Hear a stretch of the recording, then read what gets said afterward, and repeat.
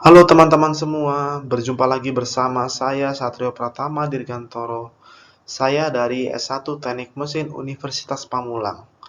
Pada hari yang berbahagia ini, saya ingin bersama teman-teman semua, ingin sharing, ingin menjelaskan materi mengenai mekanika dasar, apa itu mekanika dasar, pengertian mekanika dasar, rumus-rumus mekanika dasar, dan segala penggunaan mekanika dasar dalam kehidupan kita sehari-hari. Semoga dengan adanya materi ini, kita semua dapat belajar dan mengerti mengenai konsep-konsep mekanika dasar.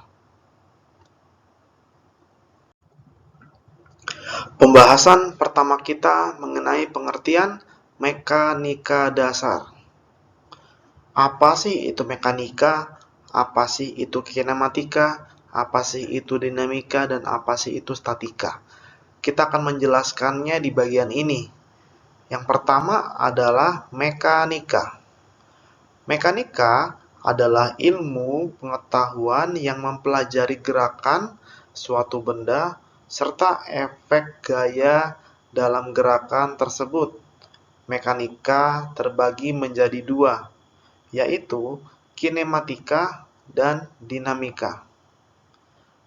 Selanjutnya ada kinematika.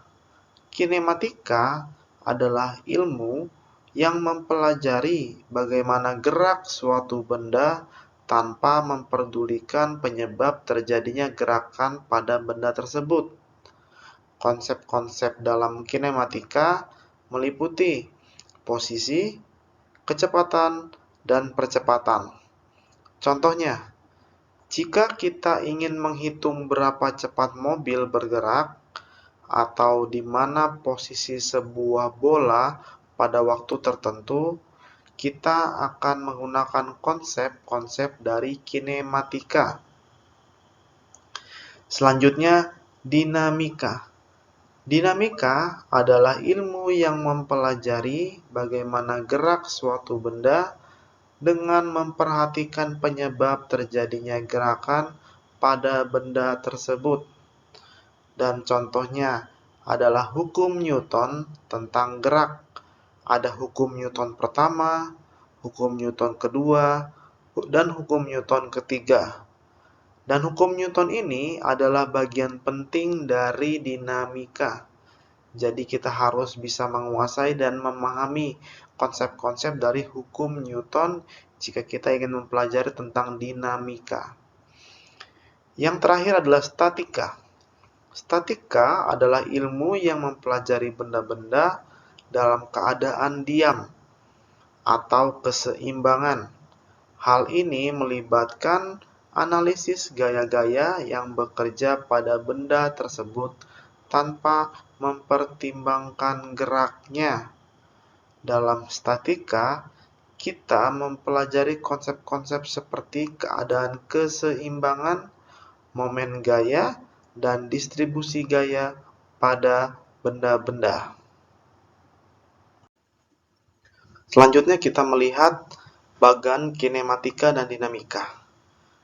Nah, dalam kinematika terdapat beberapa materi, yaitu gerak lurus, GLBB, gerak lurus berubah beraturan, gerak melingkar, sedangkan di dalam dinamika terbagi atas hukum Newton, gaya gravitasi, gaya gesekan, usaha dan energi, benda tegar, gerak harmonis sederhana, fluida, momentum impuls, dan tumbukan.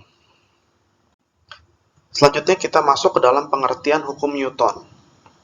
Hukum Newton merupakan hukum gerak, di mana hukum ini adalah dasar dinamika dengan merumuskan gaya akan pengaruh gerak pada benda khusus. Hukum Newton sendiri terbagi dalam 3 jenis. Setiap jenis mempunyai keterikatan dalam kelangsungan hidup sehari-hari, yang gayanya bisa dikalkulasikan dengan memanfaatkan rumus. Dan kemudian, rumus ini dikenal dengan istilah hukum Newton pertama, hukum Newton kedua, dan hukum Newton ketiga. Ketiga hukum gerak ini pertama dirangkumkan oleh Isaac Newton dalam karyanya Filosofi Naturalis Principia Mathematica pada 5 Juli 1687. Selanjutnya adalah hukum Newton pertama. Hukum Newton pertama adalah menunjukkan resultan gaya yang bekerja pada benda dengan komposisi yang sama dengan nol. Maka, benda yang awalnya diam akan selamanya terus diam. Sedangkan benda awalnya bergerak lurus beraturan, maka akan selamanya terus bergerak lurus beraturan dalam kecepatan yang tetap. Jadi, dapat disimpulkan bahwa dalam hukum Newton pertama, percepatan benda berbanding lurus dengan gaya yang bekerja pada benda tersebut, dan berbanding terbalik dengan massa atau berat benda itu sendiri. Pada hukum pertamanya ini, Newton menjelaskan keadaan benda jika tidak dipengaruhi gaya. Menurut Newton, benda dapat mempertahankan keadaan jika tidak dipengaruhi oleh gaya. Mempertahankan keadaan ini disebut juga dengan inersia atau kelembaman. Oleh karena itu, hukum Newton pertama, hukum ini dinamakan juga adalah hukum inersia atau hukum kelembaman. Sekarang kita masuk ke dalam rumus hukum Newton yang pertama. Rumus hukum Newton yang pertama ini adalah sigma F sama dengan 0. Sigma F itu adalah penggabungan dari beberapa gaya. Contoh soal pertama. Sebuah balok bermassa 5 kg. Berat gayanya adalah 50 Newton. Berat gaya ini didapat dari mana sih? Berat gaya W ini didapat dari 5 kg dikali gravitasi, yaitu 5 dikali gravitasinya 10. Jadi bisa didapat 50 Newton. Digantung dengan tali dan diikatkan pada atap. Jika balok diam, maka berapakah tegangan talinya? Nah, kita masukkan rumusnya. Sigma F sama dengan 0. Nah, didapat di sini adalah bagian dari sigma F-nya adalah T dikurang W. Tegangan talinya dikurangi berat gayanya, yaitu T dikurangi 50 sama dengan 0. Jadi T sama dengan 50 Newton. Minus, kita pindahkan ke ruas kanan jadi plus. Jadi hasil adalah T sama dengan 50 Newton. Jadi, gaya tegangan tali yang bekerja pada balok tersebut adalah 50 Newton. Selanjutnya kita masuk ke contoh soal yang kedua. Sebuah benda bermassa 40 kg ditarik melalui katrol sehingga memiliki posisi seperti yang diperlihatkan pada gambar A. Seperti ini ya teman-teman, seperti pada gambar A. Jika sistem itu diam, berapakah gaya F? Berapakah gaya F untuk menarik benda ini? Nah, kita lihat pernyataan di bawah ini. Setiap benda yang bermassa pasti akan memiliki berat, yaitu W, berat gaya. Berat gaya ini, W ini didapat dengan rumus M, massa benda dikali G, gravitasi. W sama dengan 40 kg dikali 10 meter per second kuadrat. Yaitu hasilnya W sama dengan 400 Newton untuk berat gayanya. Nah, kita hitung pada sumbu Y. Pada sumbu Y, sigma Fy sama dengan 0. T tegangannya sin 53 derajat dikurangi W. T sama dengan sin dari 53 derajat ini adalah 0,8 dikurangi 400 sama dengan 0. Jadi 0,8 T yaitu 0,8 dikali T jadi 0,8 T sama dengan 400. T 0,8 pindah ruas ke sebelah kanan jadi 400 dibagi 0,8 menghasilkan T sama dengan 500 Newton. T pada sumbu Y.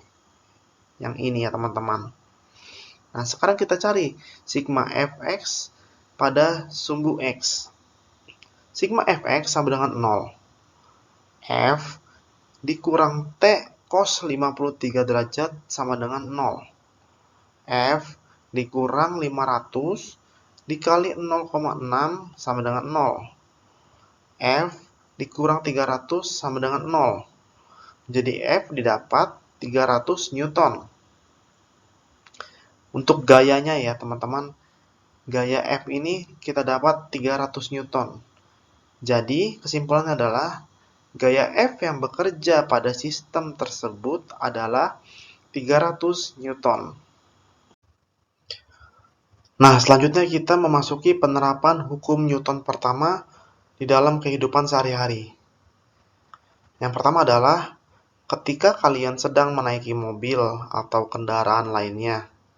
Jika mobil yang semulanya diam, kemudian secara tiba-tiba bergerak, maka kalian akan otomatis terdorong ke belakang. Dan jika semula mobil melaju kencang, kemudian direm mendadak, maka kalian akan terdorong ke depan. Kejadian ini terjadi karena kalian berusaha mempertahankan keadaan semula. Yang kedua adalah, misalnya ada gelas di atas meja. Gelas tersebut tidak jatuh dan tidak bergerak. Gelasnya tetap diam, karena tidak ada gaya luar yang mengenai gelas tersebut. Yang ketiga, taplak di atas meja, kemudian di atasnya terdapat vas bunga atau piring. Taplak ditarik secara cepat, maka vas bunga atau piring akan tetap dalam keadaan diam. Selanjutnya kita memasuki hukum Newton kedua. Hukum Newton kedua menjelaskan tentang konsep massa benda. Massa adalah ukuran kelembaman suatu benda. Maka, semakin besar ukuran benda, semakin sulit mengubah geraknya, sehingga membutuhkan besaran gaya untuk menghentikan benda yang bergerak. Contoh hukum Newton kedua, yaitu sebuah mobil membutuhkan gaya besar untuk mengubah gerakannya. Ukuran gaya mengubah gerakan mobil ini lebih besar daripada sepeda motor. Bunyi hukum Newton kedua ini, percepatan suatu benda yang disebabkan oleh perubahan kecepatan berbanding lurus dengan besarnya resultan gaya, atau gaya yang bekerja pada benda tersebut, dan berbanding terbalik dengan massa benda tersebut. Kita memasuki rumus hukum Newton kedua. Rumus hukum Newton kedua ini adalah sigma F sama dengan massa dikali percepatan. Sigma F itu adalah total gaya di dalam Newton, dan M massa benda di dalam kilogram, dan A percepatan meter per second kuadrat. Contoh soal yang pertama. Sebuah truk dapat menghasilkan gaya sebesar 7.000 Newton. Jika truk tersebut dapat bergerak dengan percepatan 3,5 meter per second kuadrat, maka tentukanlah massa truk tersebut.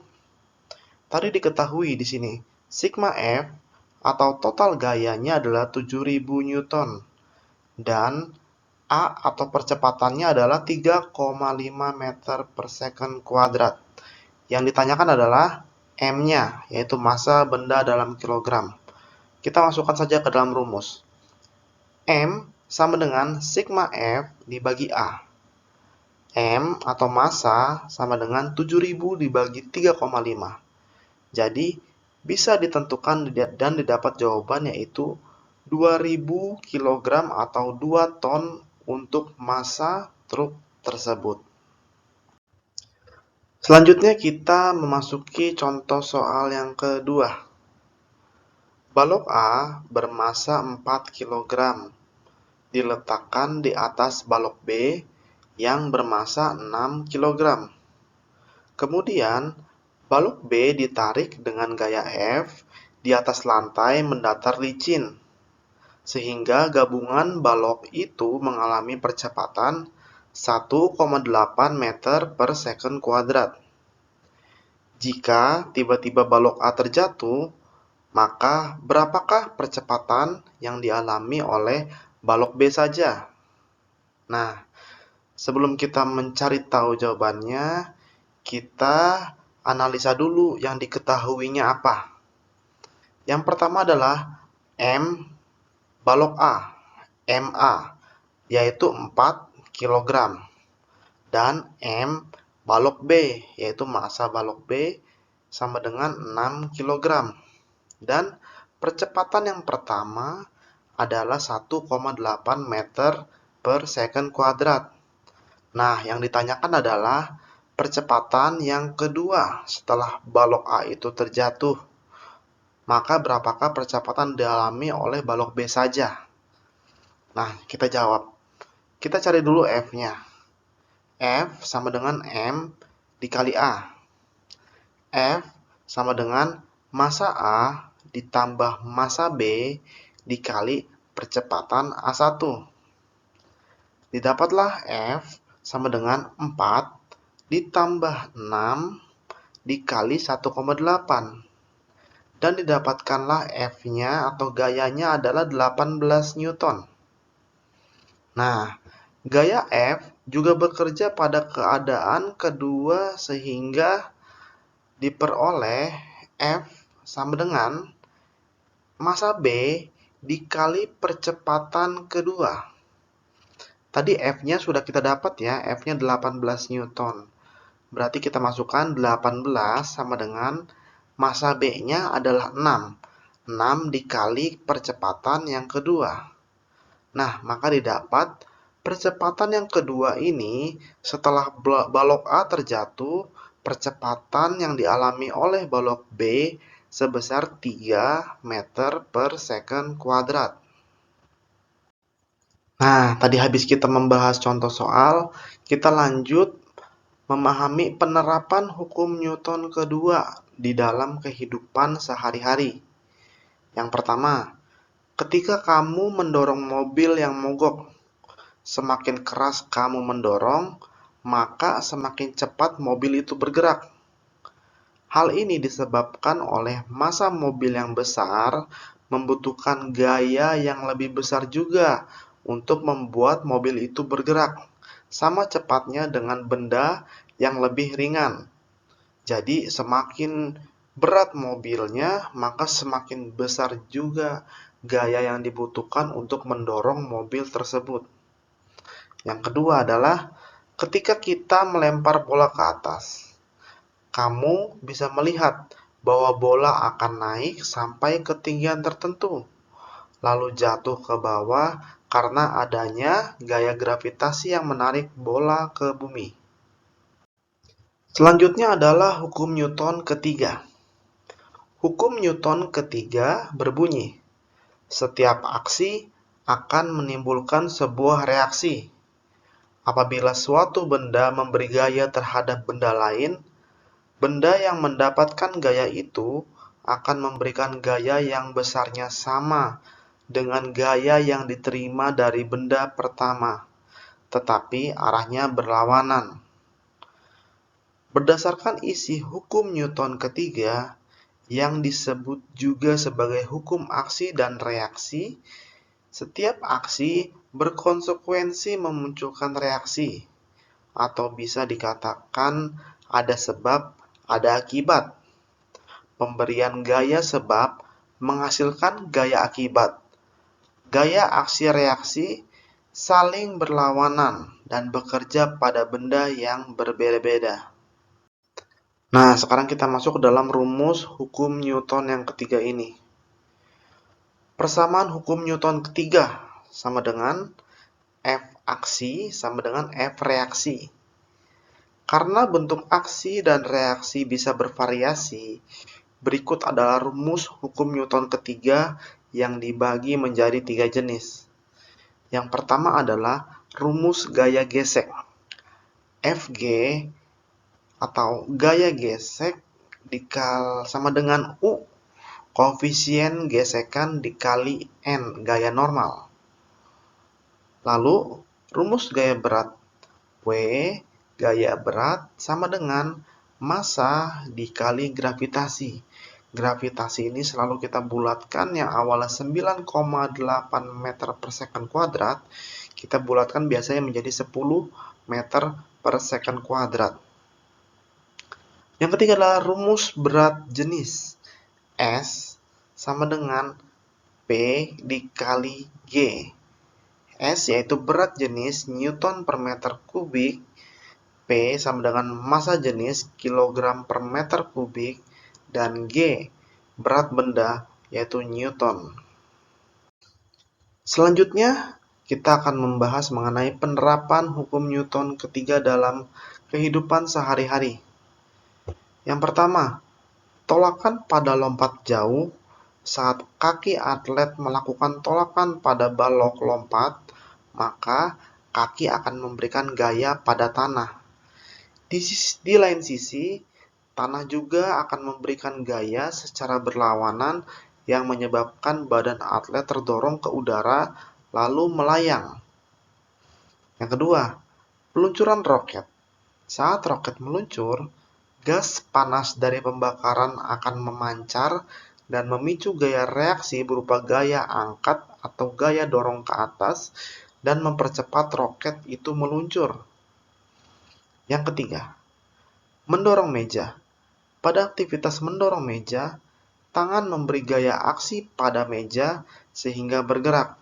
Sebaliknya, meja akan memberikan gaya reaksi yang membuat tekstur telapak tangan berubah pada saat memberi dorongan. Yang keempat, olahraga angkat besi.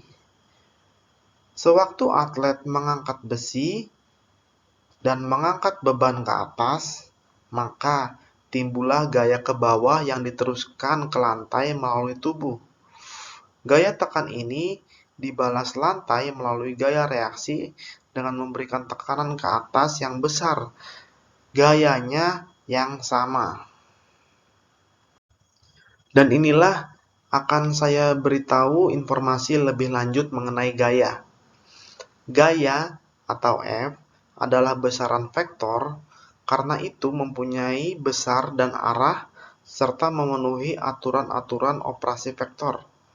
Satuan untuk gaya adalah Newton dan disingkat dengan N.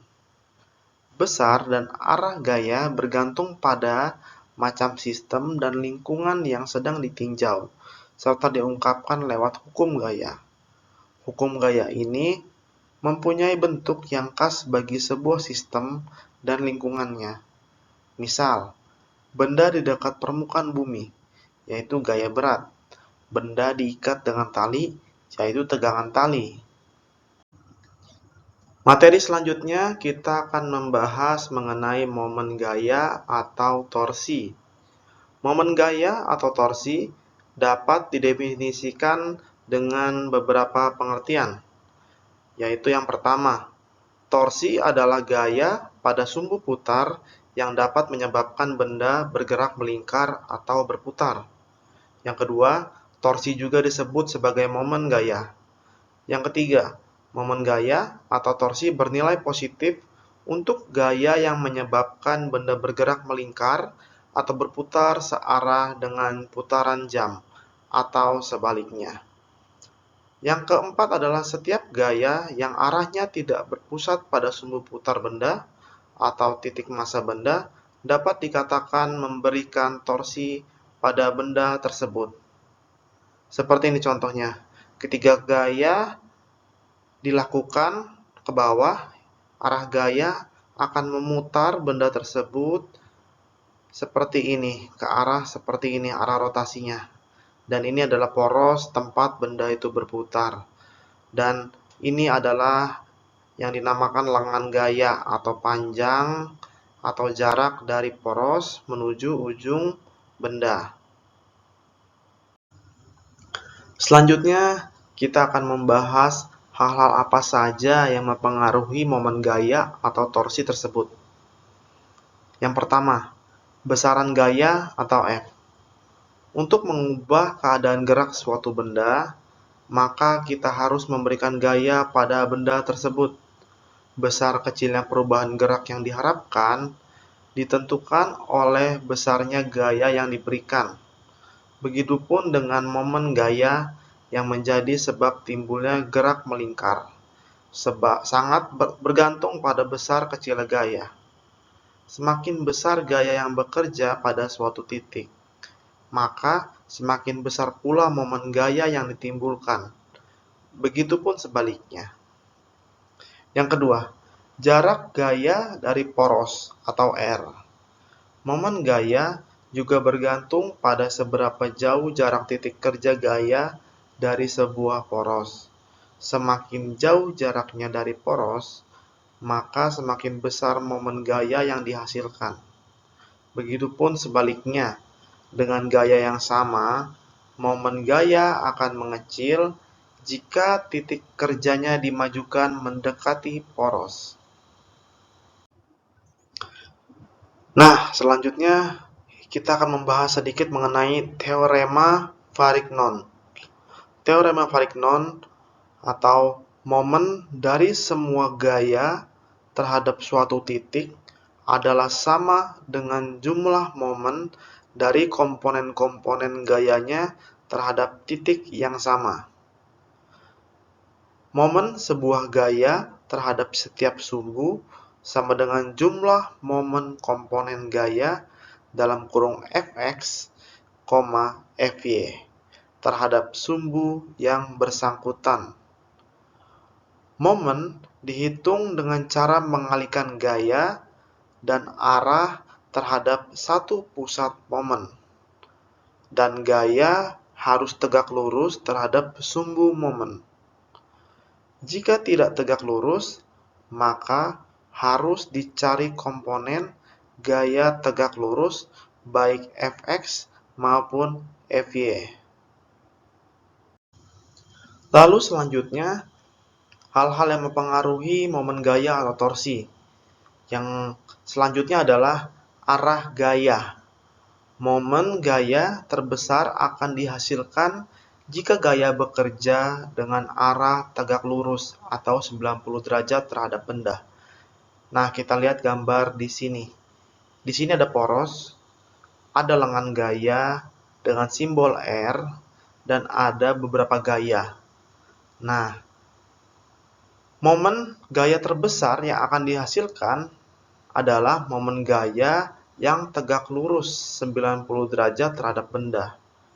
Lalu, yang momen gaya yang paling kecil adalah momen gaya yang membentuk sudut seperti ini, sudut miring. Momen gaya F1 dan F3 ini momen gayanya kecil dibanding dengan F2, momen gayanya lebih besar. Lalu selanjutnya, dengan besar gaya yang sama, kita dapat menghasilkan momen gaya yang besar jika gaya tersebut bekerja secara tegak lurus terhadap benda seperti panah hitam di sini. Namun, jika arah gaya atau garis kerja gaya dimiringkan ke depan seperti panah biru atau dimiringkan ke belakang seperti panah merah ini, maka seketika momen gaya akan mengecil. Lalu, rumus momen gaya atau torsi bisa kita lihat di bawah ini. Momen gaya atau torsi dirumuskan dengan persamaan berikut. Ini adalah ketentuan jika gaya yang bekerja pada lengan gaya adalah tegak lurus. Rumusnya adalah tau sama dengan R dikali F. Keterangan, tau itu apa sih? Tau itu adalah torsi atau momen gaya dengan satuan Newton meter. Lalu R adalah lengan gaya dengan satuan meter. Dan F adalah gaya yang diberikan tegak lurus dengan lengan gaya yang disimbolkan dengan N. Jika gaya yang bekerja pada lengan gaya tidak tegak lurus, maka rumus untuk momen gaya atau torsi adalah sebagai berikut. Tau sama dengan R dikali F dikali sin theta. Nah, di sini tinggal kita menambahkan sin theta jika lengan gaya yang diberikan gayanya adalah tidak tegak lurus. Sin theta adalah sudut yang membentuk gaya tersebut. Gaya yang datang miring, kita hitung sudutnya berapa. Nah, itulah sin theta. Kita bisa lihat di sini. Yang mana sin theta adalah sudut antara gaya dengan lengan gaya. Contoh soal momen gaya atau torsi. Yang pertama, contoh soal 1. Batang AB, A dan B memiliki panjang lengan gaya 2 meter dengan titik poros A. Dengan gaya F-nya lengan gayanya ini miring ya teman-teman, sebesar 12 Newton membentuk sudut 60 derajat. Tentukanlah momen gaya atau torsi pada batang AB. Nah, tadi kita bisa pakai rumus yang memiliki sudut gaya yang tidak tegak lurus. Apakah rumusnya? Yaitu tau sama dengan F dikali R dikali sin theta. Kita cari tau untuk kita mencari momen gaya atau torsi tersebut. Yang sudah diketahui adalah gayanya 12 dikalikan lengan gayanya 2 meter dikalikan sin theta 60 derajat. Yaitu didapat tau sama dengan 12 dikali 2 dikali setengah akar 3. Lalu hasilnya adalah 12 akar 3 Newton meter. Lalu soal yang kedua, masih menyangkut momen gaya atau torsi. Contoh soal yang kedua. Batang AC memiliki panjang keseluruhan adalah 4 meter dengan poros titik A dengan gaya F1 sebesar 20 Newton dan F2 sebesar 12 Newton. Sudut-sudut ditunjukkan gambar berikut. Jika titik B berada di tengah-tengah batang AC, tentukan besar momen gaya yang terjadi pada batang AC. Dalam kasus ini, massa batang diminta untuk diabaikan. Nah, ini bisa kita cari dulu yang diketahuinya. Yang diketahui adalah panjang lengan gaya A sampai ke C adalah 4 meter. Nah, bisa disimpulkan panjang A ke B ke C adalah masing-masing adalah 2 meter. Lalu, F1, gaya F1 ini sebesar 20 Newton dengan sin theta-nya sudutnya membentuk 60 derajat. Dan F2 memiliki gaya 12 Newton dengan sin theta sebesar 60 derajat. Lalu kita cari rumusnya. Karena di sini ada dua gaya yang saling berlawanan arah, maka kita ambil di sini negatif atau minus. Lalu kita masukkan tau sama dengan F1 dikali AC dikali sin theta dikurang F2 dikali AB dikali sin theta. AC dan AB ini adalah jaraknya ya teman-teman. Lalu kita cari 20, tadi F1-nya adalah 20, dikalikan 4 adalah panjang lengan gayanya, dikalikan sin 60 derajat, yaitu setengah akar 3, dikurangi 12, gaya F2, dikurangi 2, lengan gaya AB dikali setengah akar 3 dari sin 60 derajat. Didapat tau sama dengan 28 akar 3 Newton meter. Nah, selanjutnya, apa saja penerapan momen gaya atau torsi dalam kehidupan kita sehari-hari? Yang pertama adalah titik tumpu jungkat-jungkit, yaitu permainan anak-anak yang berada di antara kedua ujung papan, di mana beban di kedua sisi papan jungkat-jungkit akan menghasilkan arah putaran yang saling berlawanan. Yang kedua, gagang pintu berada di tepi pintu yang jauh dengan engsel. Dalam hal ini, engsel berfungsi sebagai titik tumpu. Semakin dekat dengan engsel, semakin kecil momen gayanya. Sebaliknya, semakin jauh dari engsel, semakin besar momen gayanya. Dengan demikian, pintu lebih mudah untuk dibuka. Yang ketiga, pernahkah kamu menggunakan obeng? Untuk memudahkan kamu dalam membuka skrup, letakkan tangan di ujung obeng, sehingga jauh dari ujung tumpuan obeng, dan semakin jauh dari titik tumpu, semakin besar pula momen gayanya, sehingga kamu dapat lebih mudah menggunakan obeng untuk membuka sebuah skrup. Yang keempat, katrol pengerek timba air sumur.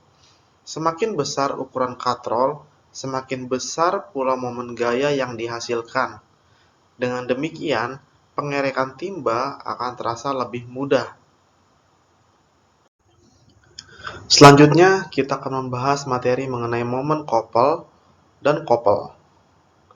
Couple adalah sejumlah gaya yang bekerja pada suatu benda bisa berubah menjadi dua buah gaya yang sama besar, tetapi arahnya berlawanan, serta memiliki garis kerja yang sejajar dan tidak saling berhimpit.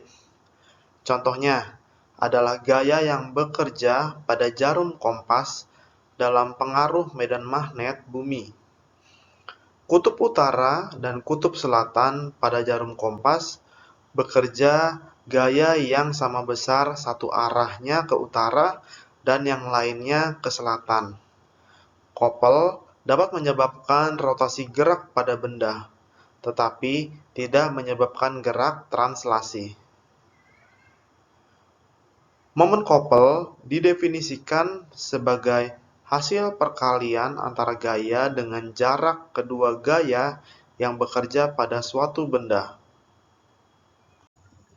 Berikut adalah rumus momen couple. Momen couple dirumuskan dengan persamaan berikut. Dengan ketentuan, jika gaya yang bekerja pada lengan gaya tidak tegak lurus. Dengan keterangan, M adalah momen couple dengan satuan Newton meter. F adalah gaya dengan satuan Newton. Dikali D dengan satuan meter yaitu lengan gaya. Dan dikali sin alfa yaitu sudut antara lengan gaya dengan gaya. Nah, yang kedua, momen couple dirumuskan juga dengan persamaan berikut. Dengan ketentuan jika gaya yang bekerja pada lengan gaya adalah tegak lurus, yaitu M sama dengan F dikali D. Perbedaannya adalah yang satu gayanya tidak tegak lurus, yang satu gayanya lurus. Yang membedakan adalah adanya sin alfa ini, yang satu ada sin alfa, yang satu tidak ada. Nah, kita masuk ke contoh soal yang pertama. Sebuah gaya couple sebesar 15 Newton, hitunglah momen couple yang terjadi jika panjang tangkainya adalah 20 cm. Nah, diketahui di sini F-nya adalah 15 Newton dan D-nya adalah 20 cm. Nah, di sini masih satuannya cm, kita ubah dulu ke meter, yaitu 0,2 meter. Yang ditanya adalah M-nya. Lalu, nah ini berhubung gaya yang bekerja adalah tegak lurus, jadi kita tidak membutuhkan yang namanya sin alfa. Nah, kita masukkan saja ke dalam rumusnya, yaitu M sama dengan F dikali D. F-nya adalah 15 dikali 0,2 meter. Jadi, dihasilkan M-nya adalah 3 Newton meter. Kita masuk contoh soal kedua. Tentukanlah momen couple dari gambar di bawah ini. Nah, ini adalah gaya yang bekerjanya pada kedua belah titiknya memiliki sudut atau tidak tegak lurus. Nah, sehingga kita dapat mencari diketahuinya yang pertama adalah F. Gaya yang bekerja masing-masing sama besar yaitu 10 Newton. Dan D-nya panjang lengannya adalah 10 meter. Dan sin alfanya adalah 60 derajat. Nah, Tinggal kita masukkan ke rumus, sebab yang dicari adalah M, kita masukkan ke rumus M. M sama dengan F gayanya dikali lengan bendanya 10 meter dikali sin alfa, yaitu 10 dikali 10 dikali 1/2 akar 3, yaitu 1/2 akar 3 ini yaitu sin alfanya. Lalu didapat M, momen koppelnya adalah 50/3 Newton meter. Selanjutnya kita akan membahas mengenai penerapan momen koppel dan koppel dalam kehidupan sehari-hari. Yang pertama, mengayuh pedal sepeda. Ini adalah contoh aplikasi momen koppel dalam kehidupan sehari-hari. Terdapat pada pedal sepeda. Kedua kaki akan memberikan gaya F yang sama pada pedal-pedal sepeda. Dalam kurung, panjang pedal sepedanya sama, dengan arah keduanya yang saling berlawanan. Sehingga menyebabkan apa? Sehingga menyebabkan berotasi atau berputar itu pedal sepeda, yang menyebabkan sepeda bisa bergerak. Yang kedua, putaran motor listrik. Pada sisi-sisi kumparan motor listrik, bekerja dua gaya yang sama besar, berlawanan arah, dan sejajar, dalam kurung momen koppel, yang membuat motor listrik bisa terus berputar. Yang ketiga, ketika kita memutar setir mobil, contohnya ini momen koppel juga bisa ditemukan pada aktivitas kita memutar setir mobil. Seperti yang sering kita lihat, pengemudi mobil akan memegang sisi kiri dan sisi kanan dari setir ketika mengemudikan mobil. Pada saat akan berbelok, kedua sisi tersebut akan diberikan gaya yang sama besar dan gayanya bersamaan, tetapi masing-masing memberikan arah yang berlawanan untuk memutar setir sehingga mobil itu bisa berbelok. Selanjutnya adalah kesetimbangan benda tegar. Benda tegar merupakan benda yang memiliki jarak setiap bagiannya bernilai tetap atau benda yang bentuknya tidak berubah. Apabila pada benda tegar mendapat pengaruh gaya atau momen gaya, maka benda tersebut tidak akan mengalami perubahan bentuk. Namun, prinsip benda tegar sendiri sebenarnya merupakan model fisika idealisasi. Hal ini dikarenakan di dunia nyata, pada dasarnya semua jenis benda tentu akan mengalami perubahan bentuk ketika dikenakan momen gaya atau suatu gaya. Hanya saja, pengaruh perubahan yang dialami oleh benda tersebut terbilang kecil, sehingga pengaruhnya terhadap keseimbangan statis bisa diabaikan. Jika pada partikel hanya mengalami gerak translasi, maka pada benda tegar akan mengalami gerak rotasi dan juga gerak translasi. Benda tegar disebut mengalami keseimbangan translasi apabila resultan gaya yang bekerja pada benda itu sama dengan 0. Oleh karena itu, benda tegar tersebut tidak akan mengalami kecepatan sudut, namun hanya bergerak pada kecepatan tetap saja, yaitu v. Benda yang memiliki keseimbangan rotasi, maka resultan torsi atau momen gaya sama dengan 0. Percepatan sudut sama dengan 0 dan kecepatan sudutnya adalah konstan.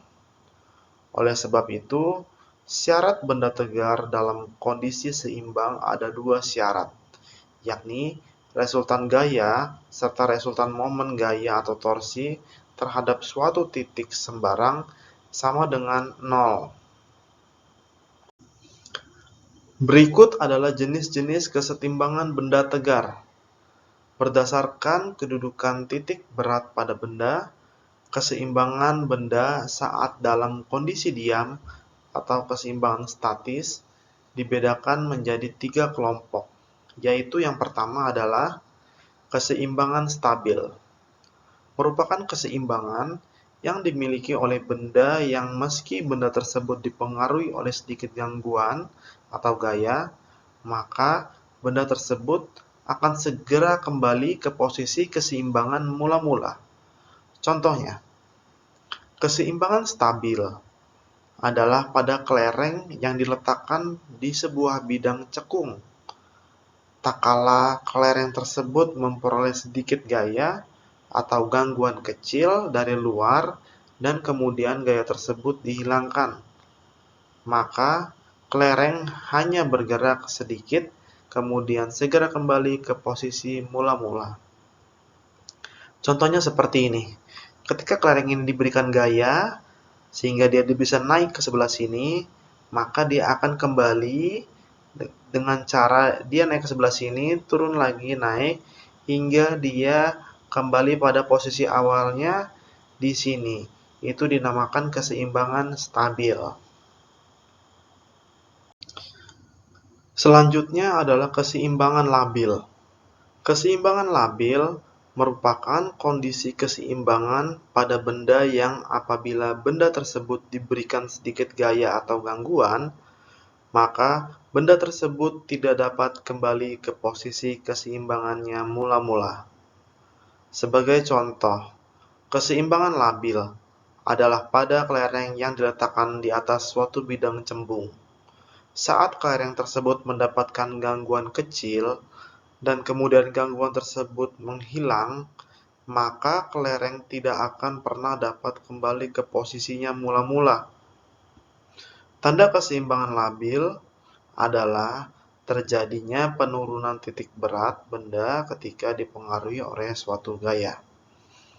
Contohnya adalah seperti ini.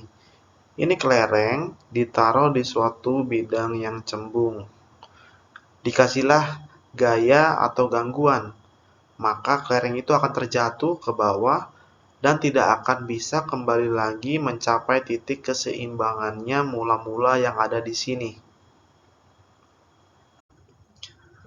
Yang selanjutnya, keseimbangan indifferent, yaitu disebut juga dengan keseimbangan netral, merupakan kondisi keseimbangan yang dimiliki oleh benda yang ketika benda tersebut diberikan sedikit gangguan atau gaya, maka benda tersebut tidak akan mengalami perubahan pada titik berat benda. Sebagai contoh, pada gambar di atas, tampak suatu kelereng diletakkan di sebuah bidang datar. Kelereng ditaruh di sebuah bidang datar. Maka, apabila pada kelereng tersebut diberikan gangguan kecil atau sedikit gaya, kemudian gaya tersebut dihilangkan, maka kelereng akan kembali diam pada kedudukan yang berbeda. Tanda keseimbangan indifferent atau keseimbangan netral adalah tidak adanya perubahan pasti titik berat apabila dipengaruhi oleh suatu gaya. Demikian video saya mengenai materi mekanika dasar. Atas segala perhatian teman-teman, saya ucapkan banyak terima kasih karena teman-teman sudah menyaksikan video saya ini. Semoga menambah pengetahuan teman-teman mengenai apa itu mekanika dasar, segala rumus-rumus tentang macam-macam mekanika dasar, contoh soal yang ada, serta penerapannya dalam kehidupan sehari-hari. Sekali lagi saya ucapkan terima kasih banyak atas perhatian teman-teman semua, dan saya mohon maaf apabila ada kata-kata yang salah, apabila ada materi yang salah. Saya mohon maaf, saya ucapkan mohon maaf yang sebesar-besarnya. Saya ucapkan sekali lagi terima kasih kepada teman-teman yang sudah menyaksikan video saya ini. Terima kasih.